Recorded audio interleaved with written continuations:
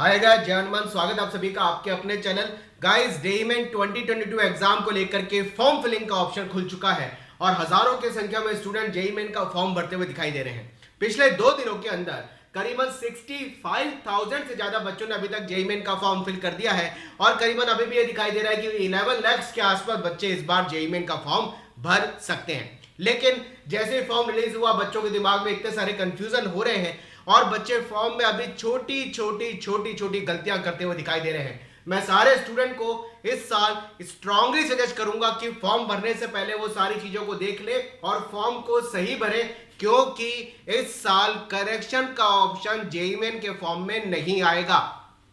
पिछले सालों तक हम 4-5 सालों से इस चीज की अगर मैं बात करूं, पिछले 3 या 4 सालों में जेईई की लास्ट डेट निकलने के बाद, फॉर्म फिलिंग की लास्ट डेट निकलने के बाद स्टूडेंट को फॉर्म में जो भी इन्होंने मिस्टेक कर दी थी उसको करेक्ट करने के लिए करेक्शन विंडो खोली गई थी।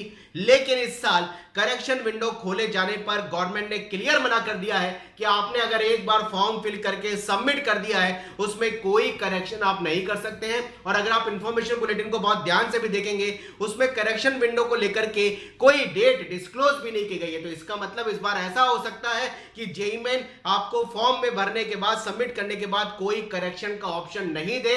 इससे आप सबकी जिम्मेदारी बहुत ज्यादा और भी बढ़ गई है कि आपको पूरे फॉर्म को सही भरना है, उसमें कोई भी गलती आपसे ऐसी ना हो जाए जो आपको काउंसलिंग में जाकर के परेशान करे।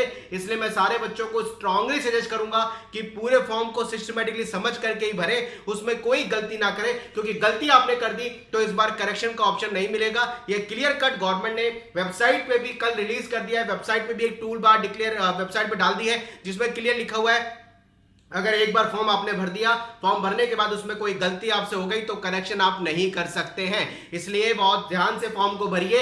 वो बच्चे मुझे बहुत कंफ्यूज दिखाई दे रहे हैं जो बार बार मुझे कह रहे हैं कि जेईई ने तो बोल दिया 1 जनवरी 2022 के बाद का आपका ओबीसी और ईडब्ल्यूएस का डॉक्यूमेंट होना चाहिए, लेकिन एडवांस कह रहा है कि 1 अप्रैल 2022 के बाद का डॉक्यूमेंट होना चाहिए। देखिए, अगर आपके पास ओबीसी ईडब्ल्यूएस का सर्टिफिकेट 1 जनवरी 2022 के बाद का नहीं है तो आप डिक्लेरेशन भर करके उसको सर्टिफिकेट की जगह स्कैन करके अपलोड कर दीजिए। आपको काउंसलिंग के टाइम का, रिपोर्टिंग के बाद कॉलेज अलॉटमेंट तक का टाइम मिल जाएगा। और अगर हम इस चीज को बहुत ध्यान से देखें कि काउंसलिंग का टाइम दोनों एग्जाम होने के बाद ही होता है, तो आप सभी को अपना ओबीसी और ईडब्ल्यूएस का सर्टिफिकेट 1 अप्रैल 2022 के बाद ही बनाना चाहिए, ताकि दोनों एग्जाम के रिजल्ट यानी आईआईटी एनआईटी एडमिशन में आपका वो काम आ जाए। तो उसमें कोई कंफ्यूजन मत रखिए। अगर आपके पास अभी 1 जनवरी 2022 के बाद का नहीं है ओबीसी और केवल ईडब्ल्यूएस सर्टिफिकेट कैटेगरी की मैं बात कर रहा हूं, तो आप डिक्लेरेशन का प्रिंट निकालिए, डिक्लेरेशन को स्कैन करके अपलोड कर दीजिए। आपको काफी आगे तक का टाइम उसमें मिल जाएगा। एड्रेस को लेकर के भी बच्चे कंफ्यूज दिखाई दे रहे हैं। मैं बार बार आपसे कह रहा हूं कि एड्रेस आपको फॉर्म में परमानेंट और प्रेजेंट एड्रेस वही भरना है जहां आप सेंटर लेना चाहते हैं, क्योंकि वो जो स्टेट आप परमानेंट और प्रेजेंट एड्रेस में भरेंगे उसी स्टेट के रिलेटिव स्टेट या उसी स्टेट में आपको एग्जामिनेशन सेंटर चूज करने का ऑप्शन मिलेगा। तो ये 2-3 बातें आप प्लीज ध्यान रखिए।